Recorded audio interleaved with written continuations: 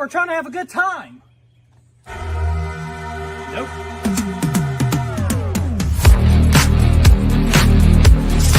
Who the hell are you? What the hell?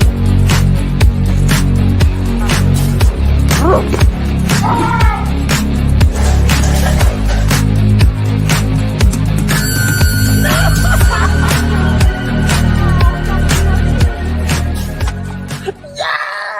on! We got to go to the circus!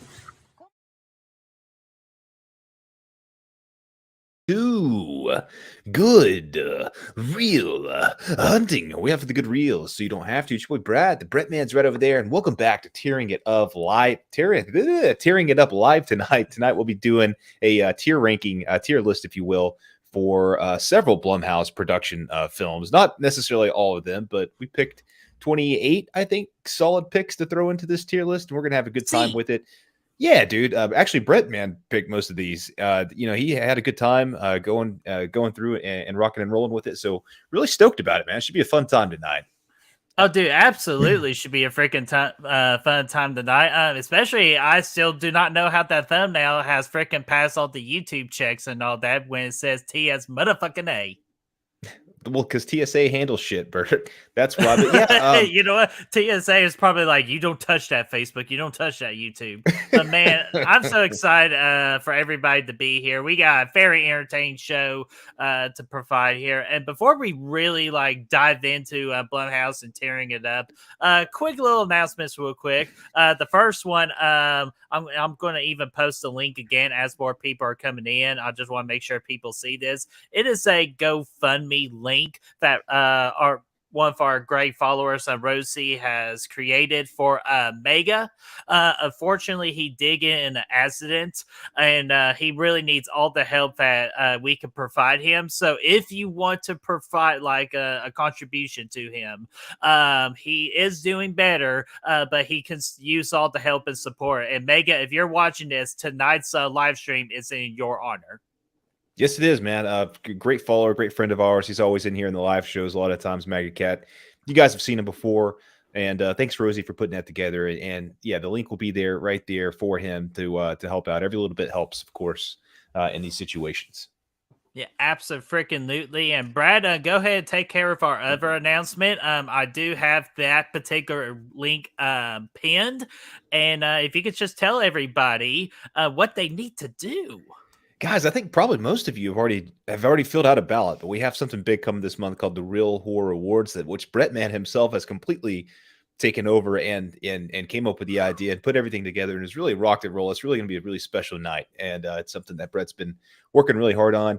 A ballot we posted on our Facebook and stuff last week and earlier this week, and it's been fantastic turnout so far. I think we have 150 responses on that so far. Close. We only need 3 more votes or 3 more ballots to be filled out before we get 150, which then that would be 3 times the amount that my prediction would be. It would just be 50 people. So yeah, it just has absolutely blown things out of water. And this is a passion project for me. Since we started YouTube, I wanted to do something this cool, and just to allow Brad to have this project to become a reality, and you all make it the reality with your all's interaction with these polls.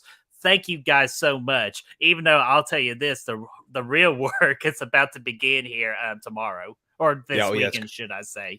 Hey, it's going to be an epic award show. It's basically just capping off all the horror movies from 2022. We got Best Picture, Best Supporting Actor, Best supporting actress, and best main act, the whole, you name it, best fan films in 25 categories.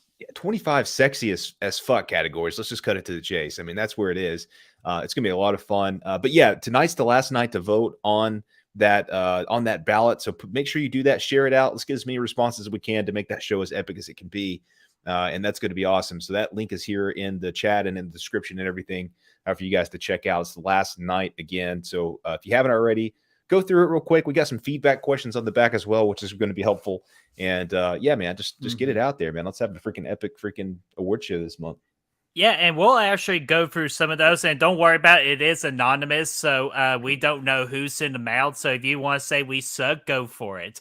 Yeah, But honest feedback is great. because we actually did get somebody that said we suck, even though I just kind of laughed. But yeah, we'll go over that on our live Q&A, kind of like reviewing the upcoming 2023 season of Good Real Hunting. Because trust me, we're going to try to make it the best channel yet, or the best year yet for the channel. So enough of the babbling and all that. We all know what you're here for. Before we really dive in, first off, we want to thank our real hunters real quick, because especially we added 2 brand new real hunters. And just in case if y'all don't know what real hunters is, these are our Patreons on our Patreon page. They are the absolute backbone of this channel, and they have provided us so much. So of course we need to thank these fine individuals, including our 2 new people of Bubba Goldenhog and Chad Sumner. So welcome to the Real Hunting family.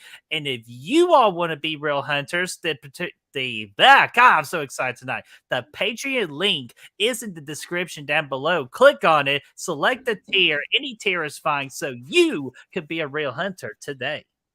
Yes, and of course, guys, if you can't be on Patreon, that's fine, man. Just being here in the show, chatting, liking the stuff, sharing it really helps us out a lot as we're on our quest to 1,000. We're getting really close now, so all that stuff really helps us tremendously. So, but yeah, so we're just glad you guys are here. We can have a fun time together.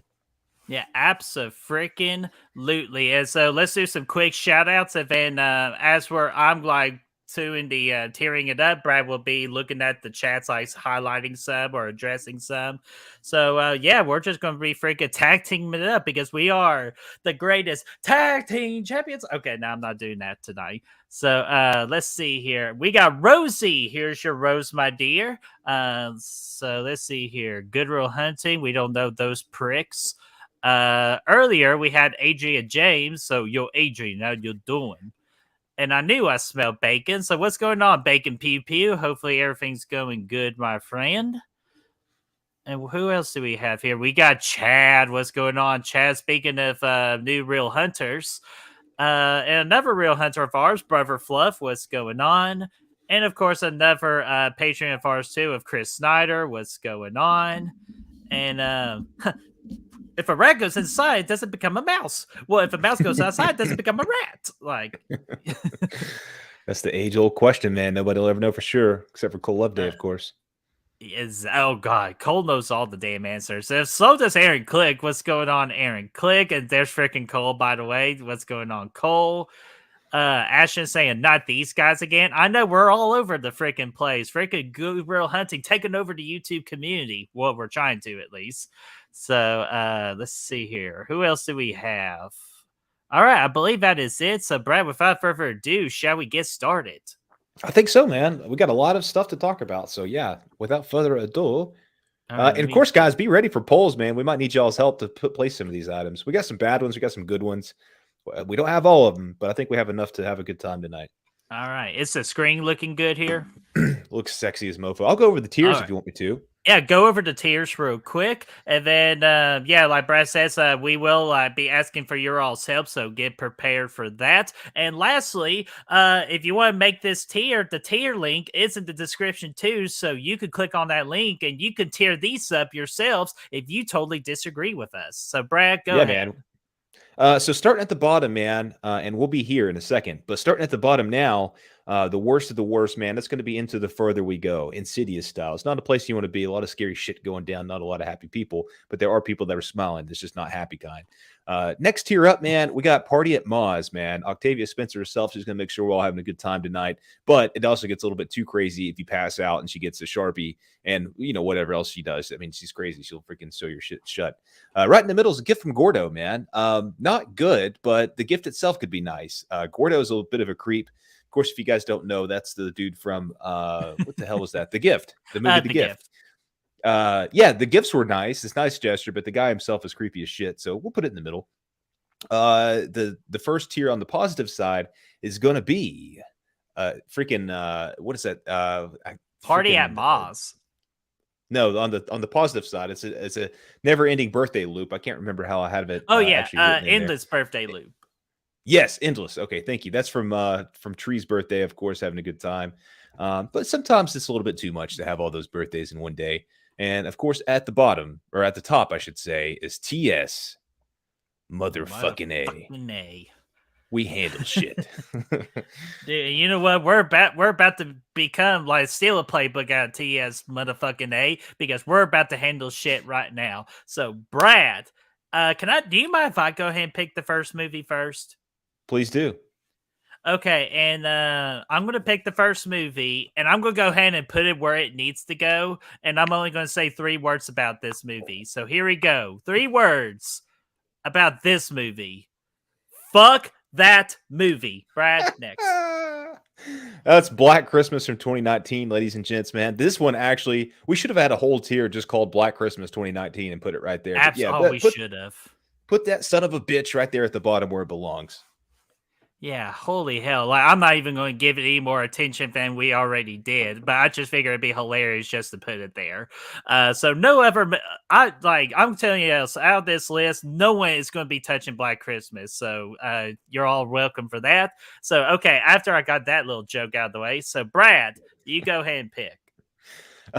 We can go on with, dude, let's just go with the next one there, Creep. Creep's a good time, man. Ooh, dadgummit. I still have yet to check out Creep. So, Brad, this is mainly you right here. Dude, I actually really love this movie. This is one of my favorite found footage flicks ever. If I were to do a found footage ranking, I think this is my top 2 every time. It could be even number 1, depending on how I feel. So, yeah, Mark Duplass is fantastic. I, honestly kind of want to put it at the top at TS motherfucking A. But, I trust you. Let's put it up there. It's a great all right. flick. Hey, I trust you, man. So we're gonna right off the spot. T as motherfucking A takes another victim. Well, I wouldn't say take a victim, but it freaking adds a new employee, man. Freaking the Creep. Yeah, dude. And a lot of people saying they haven't seen it. Rosie said it was great. Ashton hasn't seen it. Chris said he hadn't seen it On Netflix.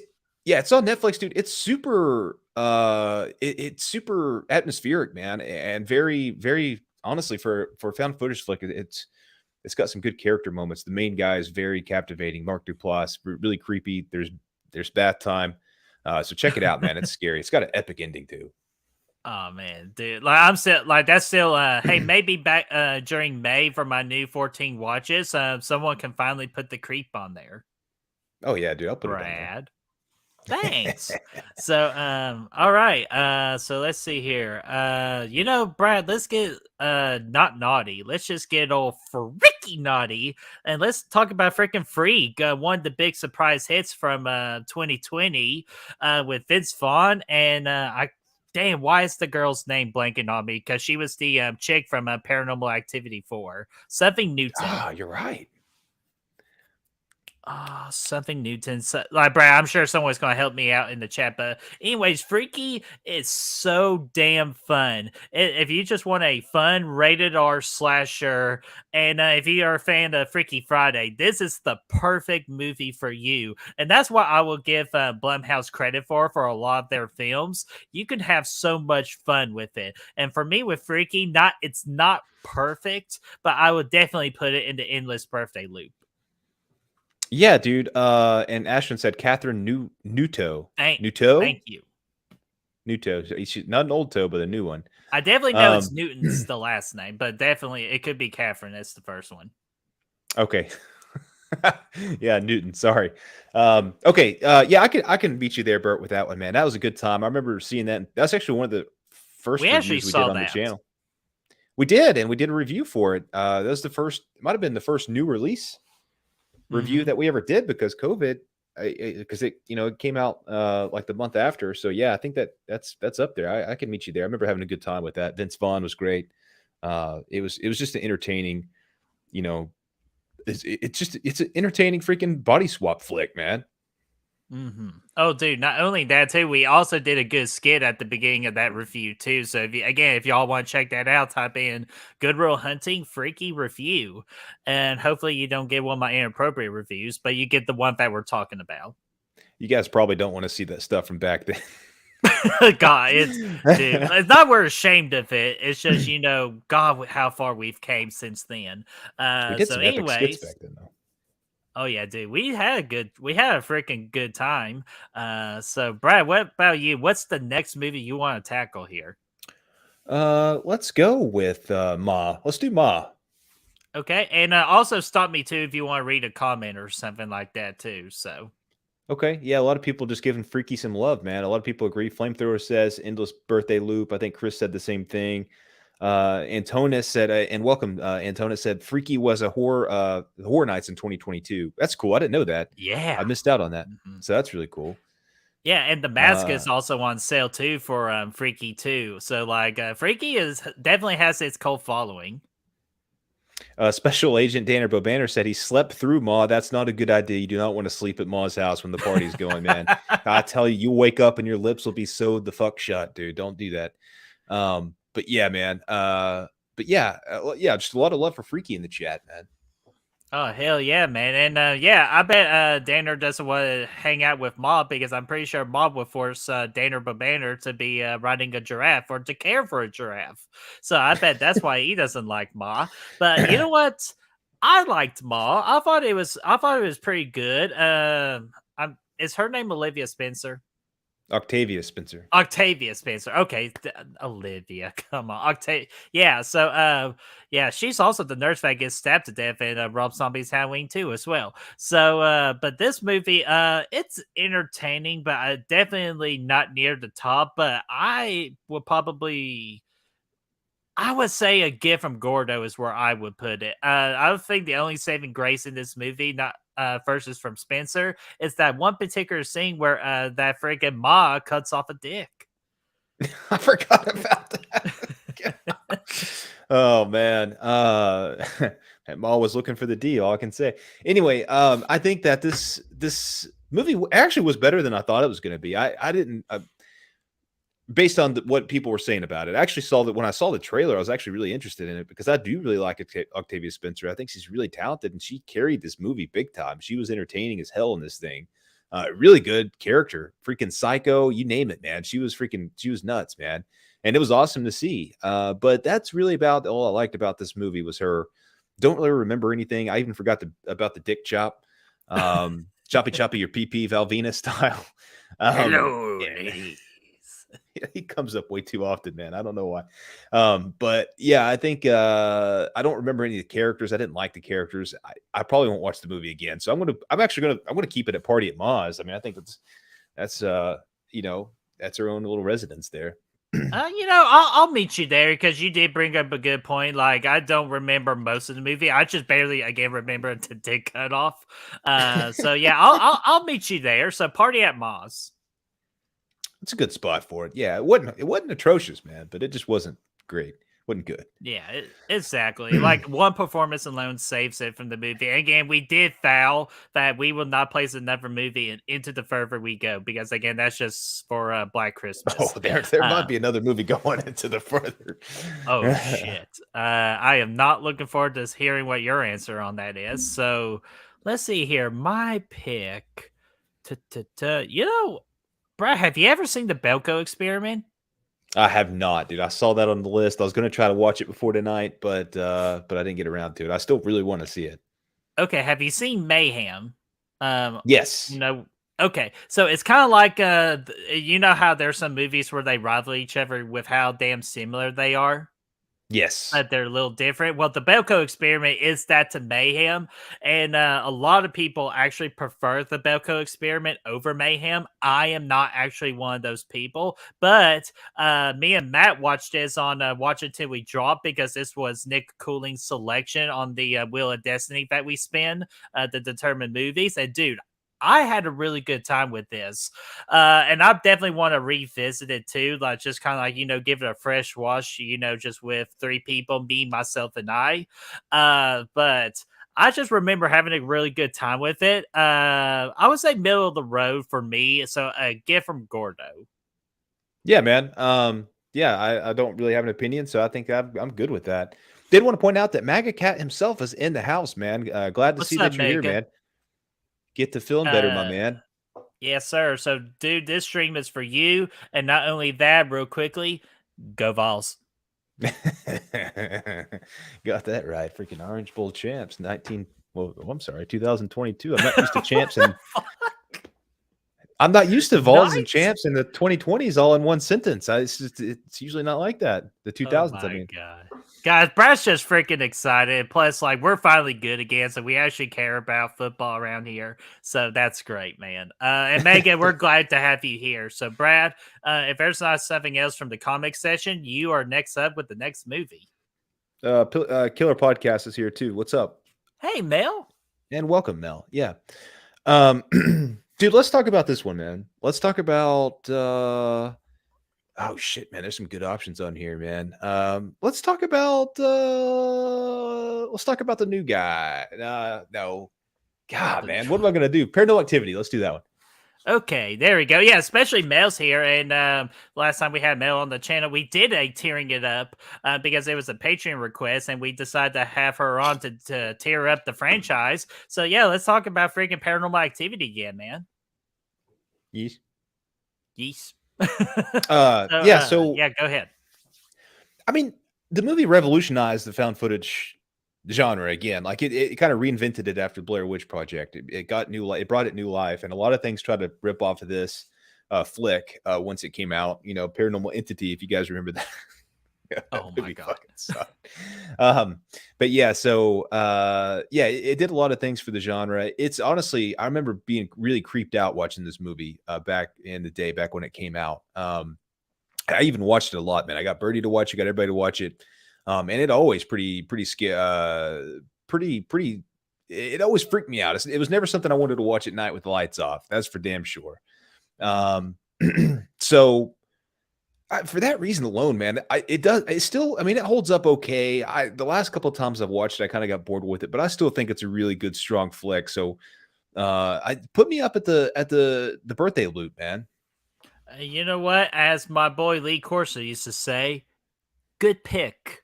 So I'm going to join you right there as well as the endless birthday loop, because I agree with you. This latest rewatch of it, it wasn't like, it was definitely a lot better than I remembered it for the first time, because again, I wasn't a real true horror fan as Brad forced me to watch this, especially when I asked for the light. For some reason, he wanted to spray Axe body spray and it friggin' lit it on fire and some shit. That wasn't me, damn it. Well, it was Marcus, but I'm pretty sure you still orchestrated it. But anyway, I didn't orchestrate shit. But you know what? Kind of like that freaking ass body spray. This movie was lit. It did rejuvenated the found footage genre and made it what it is today. But man, I really do like it. Just kind of like Brad said, there's some parts to it too where it's really slow and just feels so tiring to get through. But when freaking Toby gets pissed, and it's freaking phenomenal to watch. Definitely still on top of the food chain found footage flicks. So I put this at the endless birthday loop. Good spot, Birdie. Mm-hmm. So what movie do I want to select next? Let's go with The Gift. Speaking of freaking creepy Gordo down here. So yeah, if anybody has not seen this, I will consider this an underrated gem that not a lot of people talk about. It's a really good thriller. That's pretty much the best way I could describe it. It does have a lot of tense stuff. And then, of course, the third act, it'll kind of make you go, oh, shit. They did not just do that. So, so I'm going to give a gift back to The Gift, and I'm going to give it a gift from Gordo, just like the middle of the road. Dude, I actually thought this movie was really, really strong. And for some reason, I actually have not rewatched it since it came out. So maybe that is not as good as you would think. I don't know why. Jason Bateman was great. I like seeing him in this kind of role, being creepy as a mofo, man. I really enjoyed that. And the guy Rebecca Hall was in this. Yes, and the Gordo guy was a really strong performance as well. I think this is one that I really appreciated, and for some reason just kind of gotten forgotten. It's not like I intentionally have not watched it since it came out. It's just one that I don't really ever think of. But when you're watching it, man, it's super, like, it's tense, it's suspenseful, it's kind of a slow burn. It's it's really character driven, I guess you could say. So yeah, it's really my kind of cup of tea. I'm gonna put it up at the end, at the birthday loop. I think. Oh, so first poll time. Yeah, let's pull it. All right, let's freaking pull it, I would man. be Like good with either one, but let's pull it. Let's get the people involved for this one. So we got the gift, endless. I'm just gonna call it B-Day Loop, and a gift from Gordo. So And this all is right, not the same Gordo that Han Solo blew his head off either. Oh, did you do Han Solo? So let's see here. Aaron Okay, says it should Brad. be a TS motherfucking A, dude. TS motherfucking A. For Paranormal Activity. Yep. And no, for the gift. I'm sorry. And Oh, really? Nice. yeah. Excuse me. Let's see here. You know what, Brad? We got 3 of these particular movies in one franchise, and this is kind of like the one that really brought like Blumhouse, like just like all the damn success, like in the production. Halloween 2018. Yeah, So let's good one. bring Let's out a talk about it. freaking Halloween. So let's see here.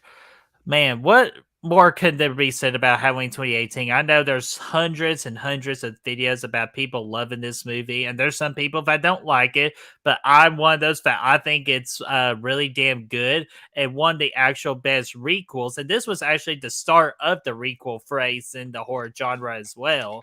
And just to bring back such an icon of a horror villain after so many years, they freaking did it right with the look, and more importantly, they did it right with the man, James Jude Courtney, freaking the man, one of the best Michael Myerses we've ever gotten. This movie is so damn good. And you know what? It's not perfect, but I'd say under Blumhouse and what it's done for the studio, I'm putting it at TS motherfucking A.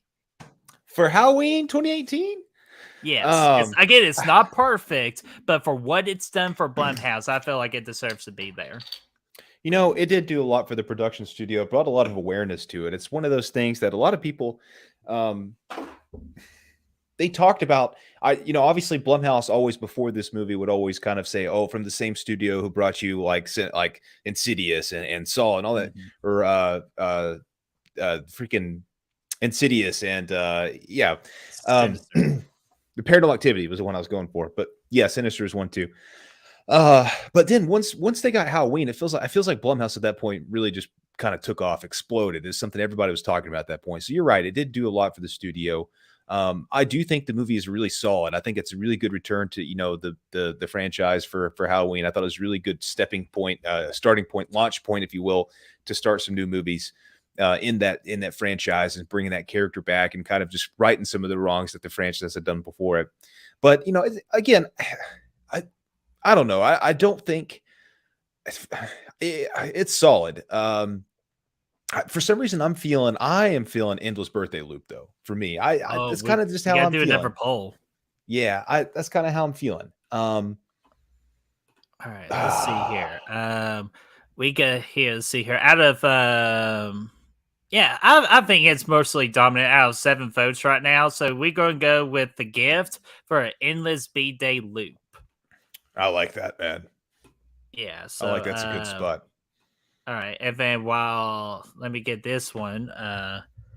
Halloween 2018. Here's what Aaron says. He says, TS motherfucking A might not be the top 2 Halloween flicks, but it's one of Blumhouse's best, put it that way. I kind of agree with that. I mean, that makes sense.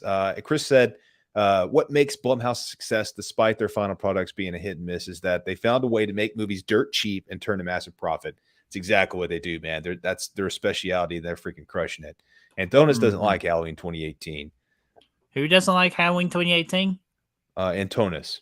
And a lot of other people. Oh, my heart. Okay, but let's put the gift at Endless Birthday Loop, and we're going to let y'all vote on Halloween 2018 since that was my pick. So, Brad, you're next. Your next isn't on this list. Come on, dude. Get out of here. Come on. Dude, Blumhouse would be making a lot more money if it were. Let's talk The Purge. Okay. And this message is sponsored by the annual Purge, where crime will be free for what was it, 12 hours or six? Yeah, 12 hours. Yeah, for 12 hours, including Right? murder. Yeah. Yeah, I'm pretty sure it was 12. But so yeah, Brad, what are your thoughts about The Purge? Dude, honestly, the first movie, I remember being really stoked about it when it came out. The trailer came out, the premise was freaking kick ass. It was something, you've never seen before. It was so interesting and intriguing. But the first movie I thought was one of the weaker ones in the franchise. The second one was great. I like Election Year a lot too. I thought that one was really good. The first Purge kind of sucked ass, and the new one was actually pretty enjoyable. And what was the name of it? The first, no, that was the first Forever Purge. No, Purge. the Forever Purge. Yes, that one was decent.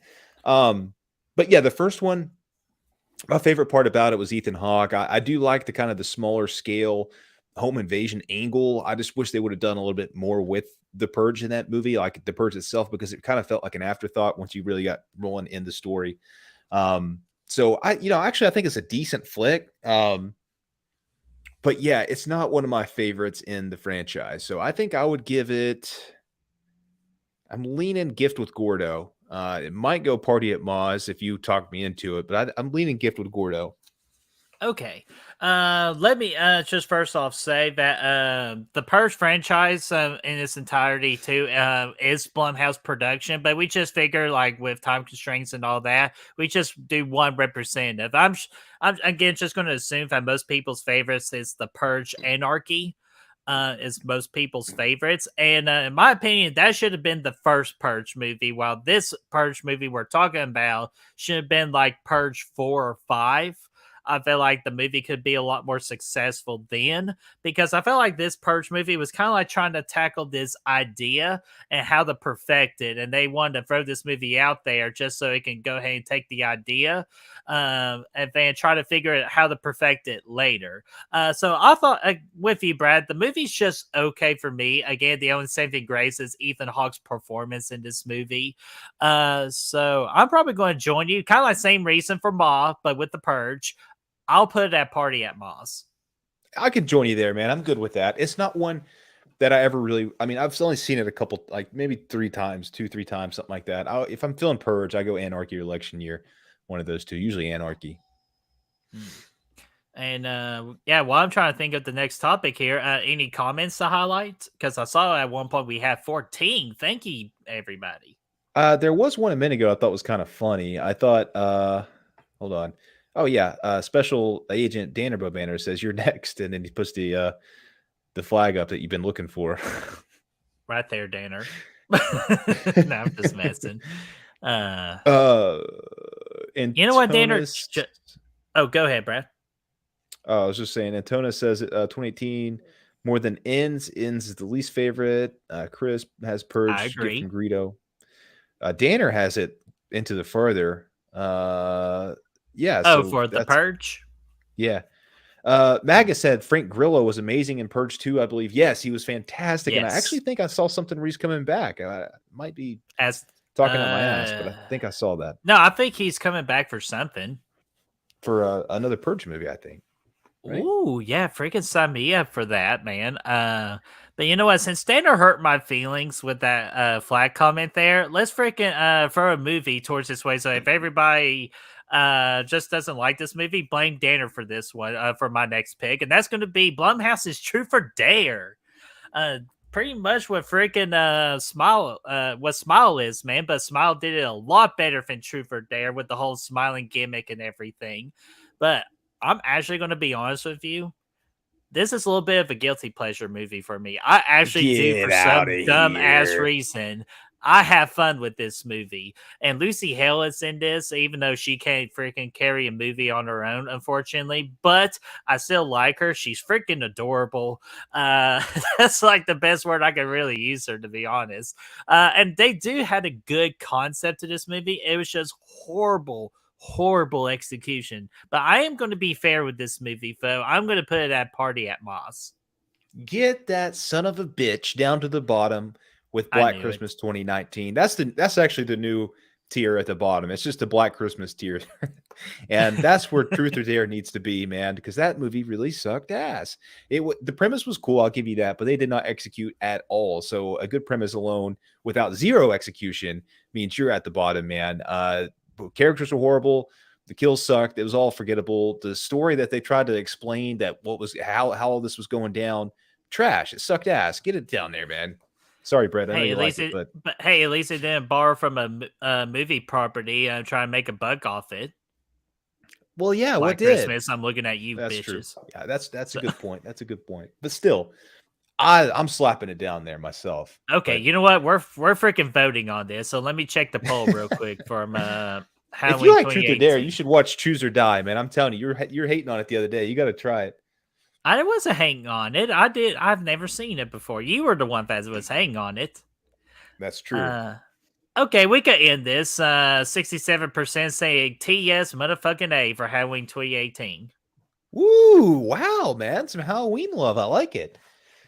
All right, so let me go ahead. Well, I'm not asking a question here. I'm asking a poll. All right, let's see here. True for Flamethrower said, Dare. "Fuck Truth or Dare." Oh man, sorry. Fuck Groucho. Party at Ma. Okay, Uh, Party at Ma. No, that's not the screen I want. Let's see here. I'm going to read some comments here while you're doing that. Active. Chris said, "Vote all you want. It's at the bottom of the barrel." Aaron said, "I've never seen Truth or Dare. Thank the universe." Yeah, dude, you're in for a treat by not watching that for sure. Rosie's looking somebody up. Frank Grillo, that's for sure. Yeah, look him up. He's fantastic. He's great. He's great, man. He's great in those Purge movies. He runs the franchise. Especially 2 and 3. Yeah, for sure, dude. I think that's all good. right, Brad. Got the poll up, so you're next to pick. And I even saw Byron there saying, "Cool premise, but movie sucked." Talking about Truth or Dare. Yes, totally, man. Hey, Did and not. you could be grateful a little bit because I did want to add Fantasy Island to it, but you told me to fuck off. I'm like, fine. Hey, I was lonely on Valentine's Day that year, and I saw Fantasy Island on Valentine's Day by myself, and I've never felt more lonely in my entire life. Probably because you're the only one in the theater. But all right. Wasn't, but Yeah. anyways. So anyway, you know what? Truth or Dare is up on the block. Let's talk freaking Unfriended, dude. I like that one, man. Oh, dude, me too.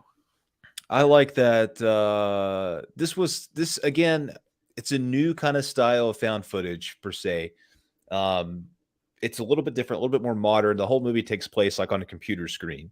You know, if you guys haven't seen it before, it's like the movie Searching, which they're doing a sequel for that, which looks cool. Missing solid trailer for that looks cool. So the whole movie takes place on the computer screen, like a Skype call, people talking. And I actually thought, like, given the circumstances, it was pretty damn good with that, man. It was solid. It had some creepy moments in it. The characters weren't bad. I actually think this is better than Host, the one that won all the awards and like, yeah, dude, the one that fucking like the best, scariest movie of all time. And all that. I think it was better than that. It had some scary moments. I mean, it's still very gimmicky because of what it is, you know. I think, yeah, it is found footage, but I think it's even more gimmicky than that. But they still managed to have some good moments. So I mean, yeah, I'm gonna put it right in the middle, man. Gift from Gordo for me. Okay. See, man. I can meet you there. For I was going to put it in this birthday loop, but I'll meet you there for a gift from Gordo because it definitely. You were perfectly said it already that it is definitely a different approach to the found footage flicks, but we decided to add technology to it because we were at the time where it was time to add technology spin into horror movies, and Unfriended did it very successfully to me, and I'm still on the team of Unfriended over Host, even though Host is still a good movie, don't get me wrong, but Unfriended just to me did it so much better because I didn't want to punch anybody from Unfriended, but for Host I wanted to punch all those girls, not violently, but like just with some of the decision makings and all that they made in the movie that's just so damn frustrated. So pretty much what gets the advantage with Unfriended is just the characters are better. The little like OMG moments are to me are more impactful than what Host did for the OMG factors.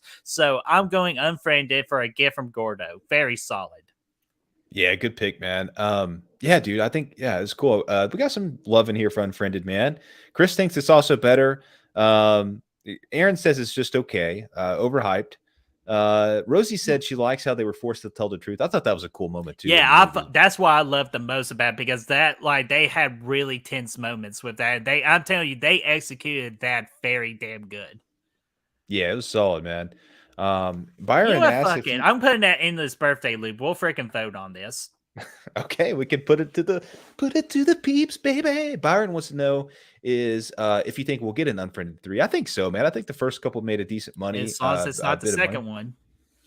Yeah, and you know what? Honestly, like I know the second one kind of sucked, but I remember seeing it in theaters, and I was the only one in theaters, so I really enjoyed that experience. I know the movie wasn't great, but I just remember like I always love having the theater to myself. Um, but yeah, it's one of Always those the movies that's best. good. It's good. It's a really good, enjoyable movie, but it's not like there's nothing about it that propels it to greatness like the top 2 tiers for me. But yeah, yeah, put it up to the poll, man. Let the people figure it out. Yeah, because I'm not very. I'm sorry. Like I know I'm supposed to love my chat and everything, but chat, I'm very disappointed with Truth or Dare. It's going to the The bottom, isn't it? results. Yeah. It's a dog shit movie, dude. It's dog shit from a horse's ass, I would give it. But you have to reward like a good idea. Like I understand you have to execute the good idea, but man, at least to think of one. And even though Smile freaking took it into a way better direction, even though it didn't do anything Truth or Dare isk, but it definitely took the Smile and made it. That's the only thing I'll agree with Truth or Dare. That the CGI Smile was bullshit.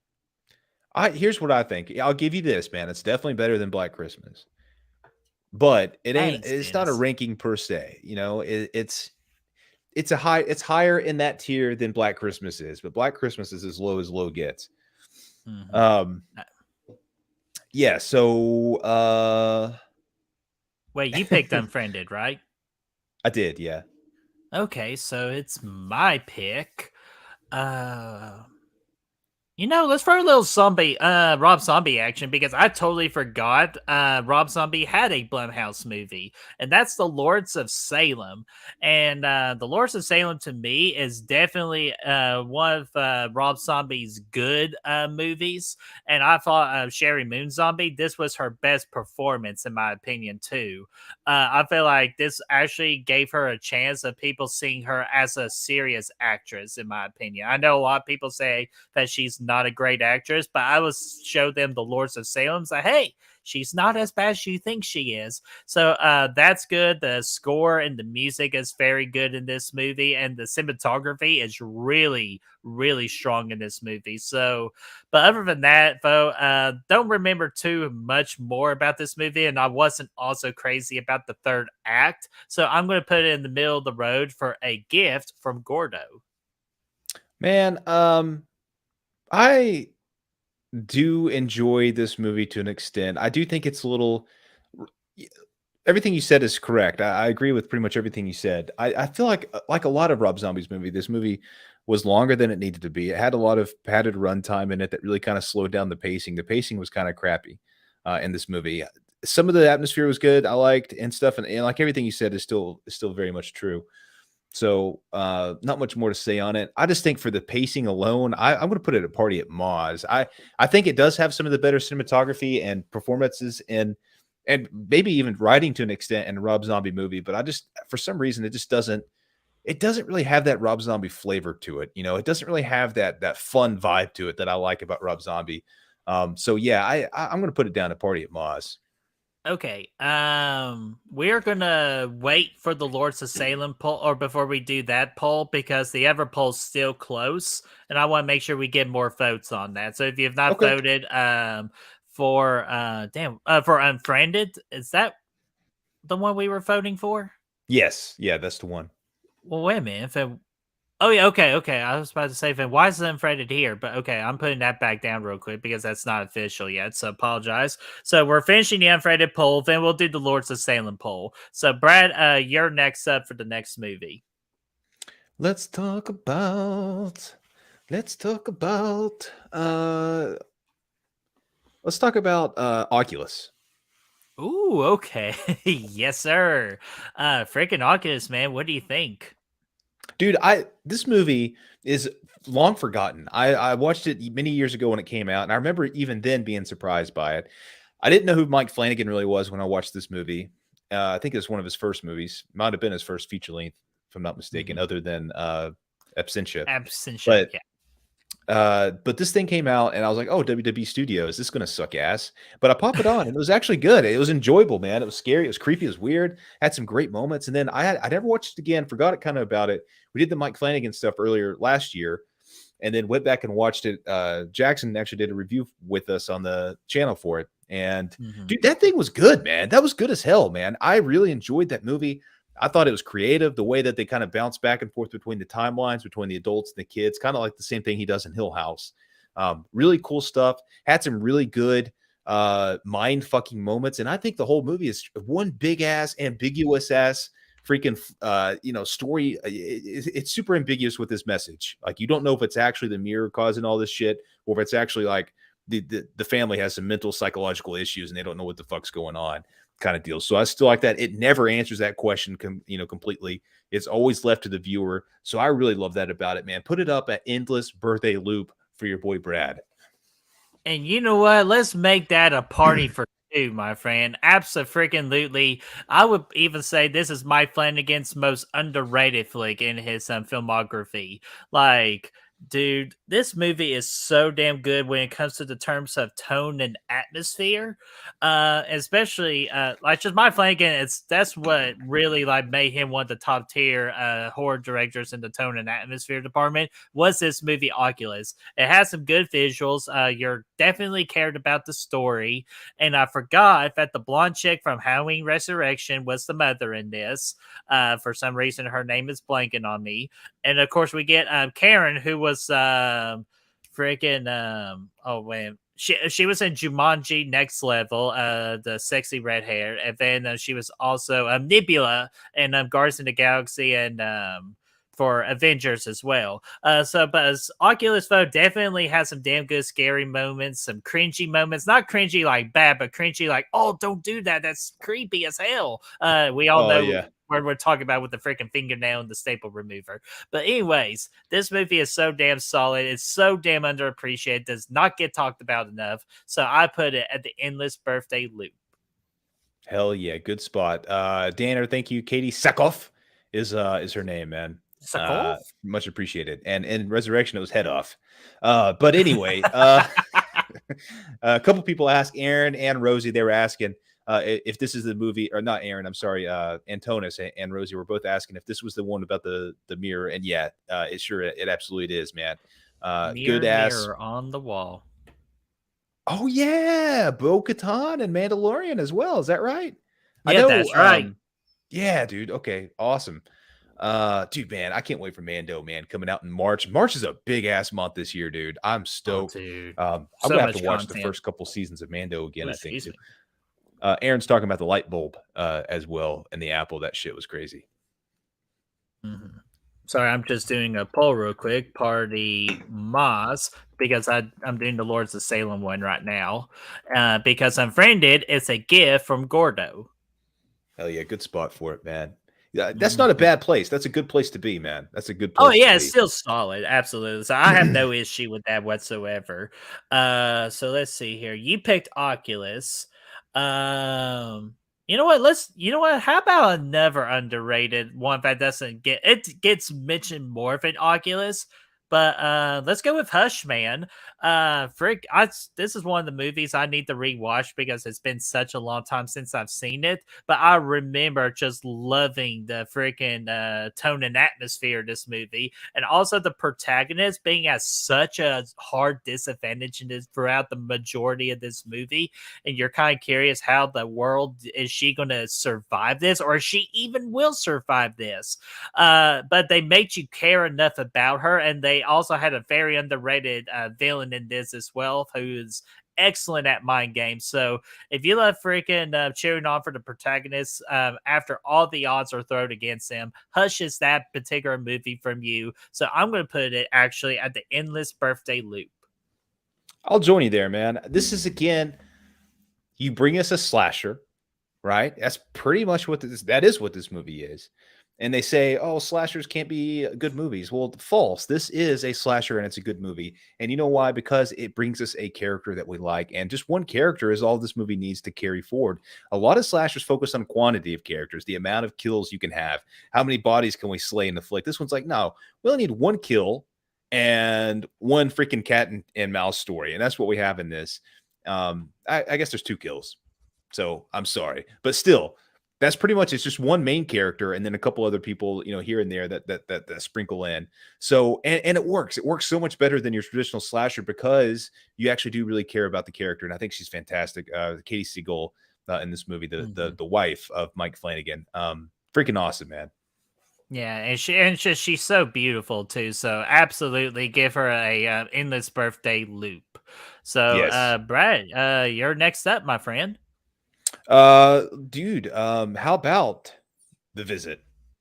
Okay, freaking M. Night Shyamalan here, especially he's got a movie coming out next month, so good choice there. What about The Visit, man? Does this freaking go towards the top or somewhere in the bottom?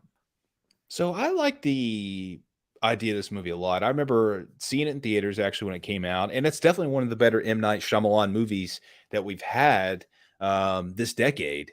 So I appreciate it for that. I thought the characters were decent. I remember them being kind of annoying, the kid characters. They had their pros and cons. Like sometimes they were likable, sometimes they were a little over the top. um, the premise was cool. I really did like the ending in this movie. I thought it was creative and cool. I like the twist. I know a lot of people kind of called it, I guess, or whatever. But I liked it. I enjoyed it quite a bit. But that being said, I haven't seen it since it came out. I really haven't really desired to go back and watch it since it came out. So I'm going to put it in the middle of the gift from Gordo. Oh, really? Yeah, it's Okay. good, Well, man. It's damn. good. But like when I compare it to these other movies ahead of it, these are the clear winners. Dude, I've had the Visit for me up on my like movies I really want to watch for the first time ever, like very high, like top 3 for many years, and finally I had a chance to watch it, and dude, I was not disappointed. Everything I heard about it was true. This movie was so damn good. I agree with you, Brad. The kid characters, especially the boy kid who does like the rapping and all that, just to me, just didn't really fit in this movie. I understood his role about him being kind of like the comedy relief, or more, not really comedy relief, but like, like just decreasing the tone, like the tenseness of this movie. That's what his character's for. But you know what? I feel like the tenseness of this movie was really needed, and we needed to hold down on it. We didn't need anything to distract from it. So that's why it doesn't go to TS motherfucking A. But for me, it goes endless birthday loop. Ooh. So Another we're gonna poll, put huh? that in the poll. Yeah, man, we're freaking pulling it up tonight. Instead of tearing it up, we should be calling it pulling it up. So let's see. Okay, we're still going to put it on the back burner because this poll's really close as well with Lords of Salem. So we'll give it a couple more for Lords of Salem, but then we'll do a poll for The Visit. Sounds like a So plan. it's my pick now, right? Yes. Okay. I keep paying to take these particular movies, but it's been a bit. So I say let's go ahead and go with the next Halloween movie of Halloween Kills. Yes, dude, that's a good pick. Oh yeah, man. Freaking Halloween Kills. Originally the first time I saw this, I was super stoked. And then immediately, like 2 hours later, I'm like, what the hell did I just watch? The most back and forth movie for me in the Halloween franchise is Halloween Kills. But with the latest rewatch and like doing the review on it and just had to watch it again and prepare for it, I really freaking enjoyed this movie now because I finally just accept it for what it is. Because I know how the trilogy of this Halloween like storyline is, like the trilogy, how it played out.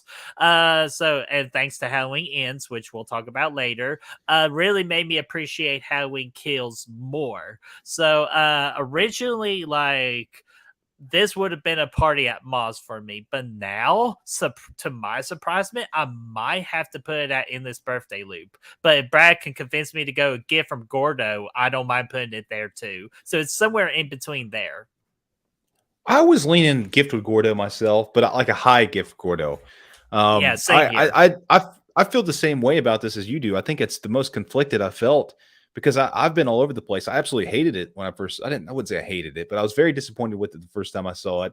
And I've grown each and every time I've watched it since to kind of appreciate it a little bit more. It's still not great.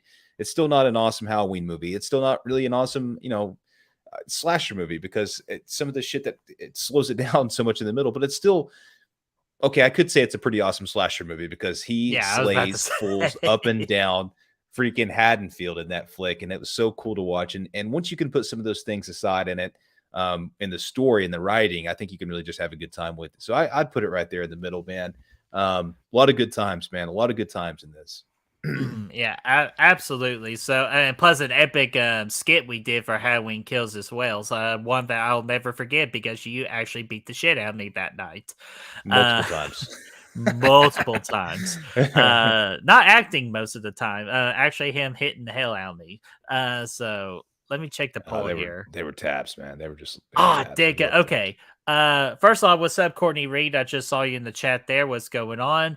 And I need one more vote, and then I'll end the Lords of Salem poll. So Antona who says has not that Howling Kills is his #1 movie in the trilogy, but he does hate the cringy dialogue. That's just that thing that holds it back, man. But it's still a fun time. Evil dies tonight. You Yeah. killed my daughter 40 years ago and desecrated her body. Okay, so I'm gonna have to keep that poll up, but then after that poll, we gotta do the visit poll. So, Brad, I just picked one, so you're next. We got 1, 2, 3, 4, 5, 6, 7, 8, 9, 10, 12 more movies left. Let's keep the flan rolling. Let's talk Ouija, Origin of Evil. All right, that's gonna have to be a solely you thing because I have still yet to watch it. What? You haven't seen this flick, man? Oh no, I no, dude. I apologize. I was thinking of the original Ouija. This is Ouija Origins of Evil. Yes, I did watch this because we did do the ranking and all that. So yeah, I could talk about it a little bit. Okay, yeah. So, yeah, this is one of Flanagan's earlier flicks, and I think it's one of his weaker flicks, but that's not a bad thing. I think it's just in comparison to his other movies, this one doesn't stand out as much as some of the other ones like Hush and Doctor Sleep and the other one we were talking about earlier. I can't remember, but I think this one is still really enjoyable. I like it. This brings in a lot of the Hill House characters and stuff like that before Hill House was a thing. This is our introduction really to Katie Siegel, I think, in his filmography in this movie. So I think that was really cool as well. She was good. She had a brief role. I think one of the other characters was the mom from Hill House. So it was good. It was creepy. It was had some good moments. The little girl in this is creepy as hell, man. She talks about strangling this dude at one point. It's like this really like kind of creepy, like monotone monologue kind of deal where she's like, oh yeah, I'm going to choke you and you're going to die and all this. Like, it's really creepy. And I like that. It loses me in the third act a bit, actually. I was really digging it throughout most of the movie, but I think in the third act, it kind of slowed down and kind of got a little bit more towards traditional territory with its scares and stuff like that. So, I mean, I'd put it like a really high Gift from Gordo as well. Like almost that fourth tier. And you could convince me to go there, Birdie, if you wanted to. But I think that's where I would probably put it. Alrighty. So you say a Gift from Gordo, correct? Sorry, you cut Yes. out just for a second. Okay. Yeah, that's right. I'm sorry. Oh no, that's okay. That's more on my end. I'm gonna join you. Gift from Gordo. Anybody knows me? I'm not the biggest Ouija board fan. I hate everything that has to do with the assistance of a Ouija board. And when I had to watch this movie, dude, I was just petrified because again, I hate the board, but the board, freaking, Mike the I board. really do. Yeah, long story on that whole thing. But yeah, this movie was pretty solid. For after watching it for the first time, like back then to now, not much I do remember about it, except for like one particular scare, which I thought was really damn good. So not much more else I can say about it. I just remember it being a lot better than its predecessor. So a gift from Gordo for me. Yeah. I think what you could say about this is probably the most generic Flanagan flick that we've had, the most kind of traditional horror movie flick, aside from maybe Awaken the Beast Within. No, I Awake at Night. No, whatever that movie was with the kid that freaking does the birthday videos. I can't remember the one with fuck. I can't. It's all blanking me. But yeah, it kind of just feels the most generic, but still very enjoyable. Alrighty. Dadgummit, we're still at Until I 10 wait. votes and we're at 50-50 for Lords of Salem right now. So Brad, do you have a coin on you by any chance? We'll just have to determine this by a coin. You know what, Brett, man? I think we're out of luck. Dadgummit. All right, because we gotta still do the fisted poll too. Dang, how are we going to determine this? Oh, there we go. Thank you, somebody. Party at Moz. So thank you so much for whoever just voted right there, because I was like, I don't know what we're going to do because we got to do that other poll. So let's see here. While I'm thinking about it, Lords of Salem goes Party at Moz. So we're going to do the Fizzit poll now and let y'all vote on that. And that's going to be TS. Wait, no, in this birthday loop. And you say Gordo for you. I'm just going to call it Gordo just to make things go a little bit at a quicker pace here, even though I think the pacing of this stream's been really good tonight. You guys have been fucking awesome too, so we appreciate you. So there's the poll. Let's freaking keep on rocking here, man. So let's see here. You know what, Brad? I'm still pissed off about the whole truth or dare situation, so you can get out. Hell yeah. Yeah. I'm gonna go ahead and just let y'all know, for me personally, this is TS motherfucking A. This is easily Jordan Peele's best movie, which is still kind of like sad. And here's why it's sad. Because your first movie is your best movie. I'm telling you, it's just, you could give Jordan Peele so much to do, like give him all the money and all the creative freedom. I just don't think he will ever top the genius that is Get Out. It's not like your typical like, ooh, kind of scary. It's just you're scary with the concept of this movie and the ideas that this movie What has. kind of scary was that? Ooh, Cookie Monster. but anyways, but dude, and plus Daniel, I'm gonna butcher the hell out of his name, but I'm gonna try my best name. But Daniel Coulier, that is absolutely not right. It sounds better in my head, but I'm just gonna call him Daniel. Daniel was absolutely spectacular in this movie, and even his girlfriend, like the girlfriend in the movie, like for his character, which by the way, she's the star in Megan that released today, which is bringing a lot of positive reviews, and I plan on going to see Megan tomorrow, and you'll see a YouTube short on that. But yeah, Get Out was absolutely spectacular. Loved the third act of this movie. So for me, it definitely belongs in the tier that we created this movie for. TS motherfucking A. Dude, I agree, man. I think this one strikes the perfect balance. I agree. It's totally Jordan Peele's best movie. I think it actually, I mean, a lot of people say it's overrated. I think it absolutely deserves the Oscar buzz and everything that it got. I think it, honestly, it's not that this is overrated. I think a lot of horror movies are underrated. I think is the best way of putting it. I think this absolutely deserved all the recognition that it got. It was fantastic. And it just had that tension about it, man, that constant kind of sense of dread and weirdness and just that, like, what the fuck's going on in your mind? You're constantly asking yourself when you're watching it.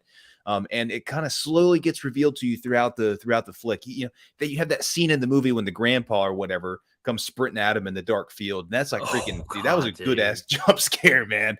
But you just add all that stuff in with all the weird stuff going on, like on top of that, you know, with the guy that comes in and has that freak out moment when they take that picture and he says, "Get out." And all that stuff, man. It's all that. I love those little movies where you get that just kind of slow burn, creepy, you know, just total build up. You know, everything kind of builds up on itself to really explode in the third act, and that's exactly what this one did. The third act was crazy, and it really paid off in the end. I totally think this movie is TS motherfucking A, and it had comedy in it too. This movie was actually quite funny. Like the comedy really worked too. TS motherfucking A being a prime example of that. See, we're TS motherfucking A. We get shit done, man. But dude, hell yeah, man. The movie absolutely deserves to be there. Let me check the poll real quick. If you want to check the comic session, Brad. I got it, man. Courtney was curious about the super chat feature, so she could put down payments on. sexual favors. Wait, who asked that? That was Courtney. And Get the Chris actually healing, popped in. sexual Sexual healing. healing, baby. um, Chris actually said, and that's the correct answer, is that when we get to 1,000, that will be there. So help us out, share away, get us to 1,000. We're so close, and we're gonna party like it's 42. not. Yes, and we're gonna party big time when we hit that, man. Big time. Like there's gonna be drinking, there's gonna be booze, there's gonna be me possibly without my t-shirt on because apparently and the ballot poll, that's a lot more people want to see Bert without the shirt. We're gonna make that a t-shirt, Bert without the shirt. It's me gonna go like this. Hello, Haddonfield. Oh my god. Okay. Me and the Speedo. Let's see here. Still want to get this poll. We'll get this poll going for another like minute or two. Just only 6 people voted so far. So if you've not voted, be sure to cast your vote. So Brad, I was the one that picked Get Out. So what about you? What do you got for us next? Give me Upgrade. Okay, that's actually one you're going to have to talk for yourself because I have no idea what this movie is, but I've been hearing good things about it. Dude, the movie's fantastic. You absolutely need to check this shit out. This is Lee Winnell's second movie, I believe, on his own. I know he was kind of involved with Saw. Yeah, he was involved with Saw, and obviously the first 3 Saw movies he was involved with. If I'm not mistaken, Chris is in the chat. He could probably confirm or deny that. The Saw guy. I know he definitely co-directed the first one with 1. And then he did Insidious 3, which is really cool. A good movie. It's actually very underrated. And then obviously Upgrade after that. And I actually, dude, I dug the shit out of it. It gave me RoboCop vibes. Chris is here now. He's saying Upgrade is evil Superman. That's the pitch up, Birdie. And totally, that's another good example of that. That's a cool little moment. I got serious RoboCop vibes from it. Kind of futuristic, like technology and stuff like that. I thought the character was cool. A lot of cool moments in it. It's not really horror per se. It's more kind of like a sci-fi with some horror elements into it, you could say. But then, yeah, man, I think I like Invisible Man more, but this one's a really solid outing for Lee Winnell. I would put it at The Endless Birthday Loop. Oh, okay. Well, friggin' add that right there to it, man. And from my understanding, you said for Upgrade Lee Winnell for Insidious 3 as well, right? Yeah, he did Insidious 3. Chris actually popped it in. He did Insidious 3, then Upgrade, and then Invisible Man. That's his 3 flicks. Well, I was going to segue it to Insidious 3 that we have, but I don't think that's right to talk about that one without first talking about the original, the one that started that particular franchise. So let's do that first. What don't you say about, let's talk about freaking Insidious now. Yes. I guess I know Brad loves this movie. And you know what? I don't love it as much as Brad does, but I do really think it's a strong horror movie. Especially freaking Darth Maul's crackhead brother is in this movie. Just going through a rough time in the state of his life. And hopefully he's doing a lot better, which I sincerely doubt that. I hope that motherfucker pops up in Insidious 5. If he does not, I'm going to throw my popcorn at the screen. He's sober now, Birdie. He's sober. Oh, is he? Okay, good for him. Good for Darth Maul's crackhead brother. But anyways, Patrick Wilson, Rose Byrne, loved them as a kind of like they had a great like husband and wife chemistry on screen that you just really just gravitates towards. Like, I wouldn't say it's better than Patrick Wilson and Vera Farmiga's as them together, but it's still another strong couple pairing. And I'm going to just say it's freaking Patrick Wilson's freaking just like epic sideburn game, man. That's what it has to freaking be. But Insidious has a great tone and atmosphere too, a great paranormal movie, definitely one of the top ones. But I don't say it's the best. So I'm going to say Endless Birthday Loop. Dude, get out of here with that. This movie I think is man, I think this movie is, I honestly think it's James Wan's scariest movie. I know Conjuring is up on that list. It's in the same conversation for sure, but I've always been most scared by Insidious. I thought at least from a jump scares perspective, I think this is some of the most effective jump scares you'll ever see, I think, in this movie. And it's just constant, man. It's back to back, but they're really well done. It sets the tension up first and then gives you the jump scare the way you really should do. They don't come out of nowhere. They're not cheap jump scares. They're very effective. So I think that Yeah, dude, it with the violins playing that creepy ass thing, tiptoeing through the Yeah. window, that shit's creepy as a motherfucker.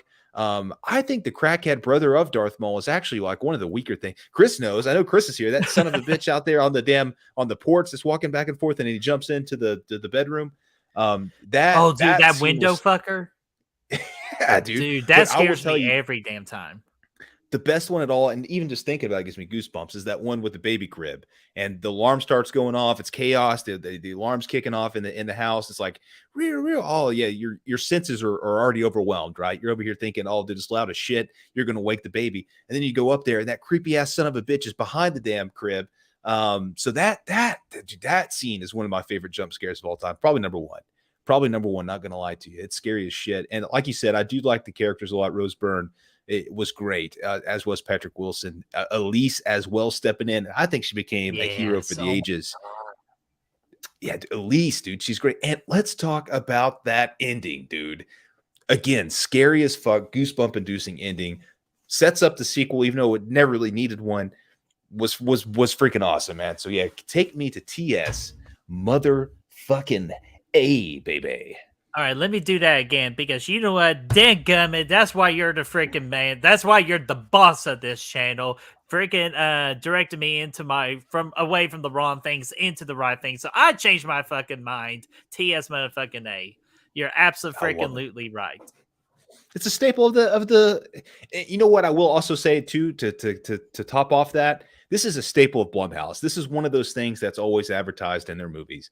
Same studio as Insidious. That's always one of the options. Yeah, strong point. And plus, ain't James Wan supposed to like him and Jason Blum are talking about like merging? Yes, they are. Yeah, dude. Imagine that. Imagine a world where like the two great like horror properties freaking combine forces and just destroy people. Yes. Yeah, dude. It's just giving more capital to James Wan as well, too. You know, being able to lean on the success of Blumhouse and vice versa too. But I think that's going to be really beneficial to us as horror fans. Yeah, absolutely. And yeah, Thomas, you're right. Insidious 2 does turn 10 years old this year. And I'm sure you know that that's going to be mentioned in Back from the Dead when we get to that particular month. Just can't remember the month off the top of my head, but I know I got the research right on my phone here. And the poll is tied with 8 votes, 50-50. So the Fitzik gets to stay a little bit longer. But now can we do the segue to Insidious 3? Yes. Okay, so Insidious 3, I had a lot of concerns with this one because I thought the second one, because we're driving away from Patrick Wilson and Rose Byrne. I'm like, man, where can you go next? Because I thought just having it at 1 and 2 is freaking solid for Insidious. We don't need any more. I was proven wrong. I thought this movie was scary as hell. I even had to take a pause break at one point of the jump scares that got me so damn bad. So, dude, I will say Insidious 3 is probably, out of all these Blumhouse movies, the most underrated horror movie. For me, I'll definitely need to watch it again. I plan on watching it again as we do our little mini Insidious review series leading up to the 5th one. So Insidious 3 goes to Endless Birthday Loop from my memory because I remember how much it affected me. Yeah, I could join you there, man. I thought this movie was creepy as shit.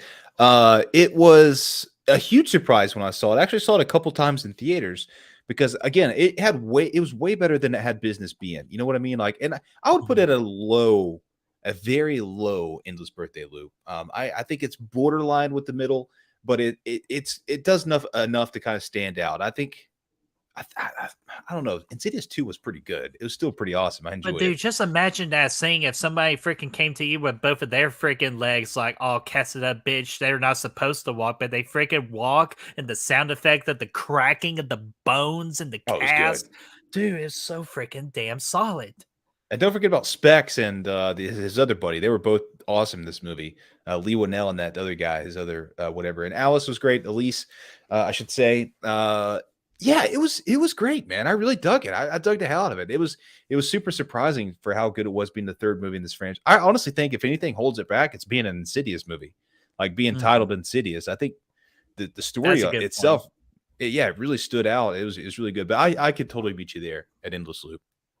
Alrighty, and quick side message, real quick. I know we're supposed to be a movie channel, but I figure Brad would want to hear this from me first, real quick. The Bills and Bengals game has been canceled. Ooh. So I believe that means, Brad, you won fantasy. I did win fantasy, but I also did not get third in my other league because of that. So yeah, whatever. Well, But I'm sorry about that. And plus, with the whole Buffalo Bill situation, Hamlin, we hope you are having a speedy recovery. Because I know that was a scary situation. I know he is awake. He's getting conscious. He's slowly improving every day. So we're happy to hear that from him. yeah, sounds like he's making a really good recovery, actually. So I'm really happy to hear that. Yeah, so that's so great for him. So sorry, little sidebar. Brad just wanted to hear that from me real quick because my phone went off with that notification. So all right, man, you know what, Brad? Good on us for spreading the message. So let's go with the next one. Oh wait, actually, it's not my pick, so it's your pick. Okay, Sorry, I got let's go. excited there. You know what? Suck it to me. No, No, thank you. that's not what I meant to say. Let's talk about Invisible Man. Let's keep Lee Winnell up. We talked a couple of his movies. Let's go ahead and cap him off. The best from 2020, thanks to the global bastard, that is. That's why the Invincible Man is, but damn, let's freaking talk about it.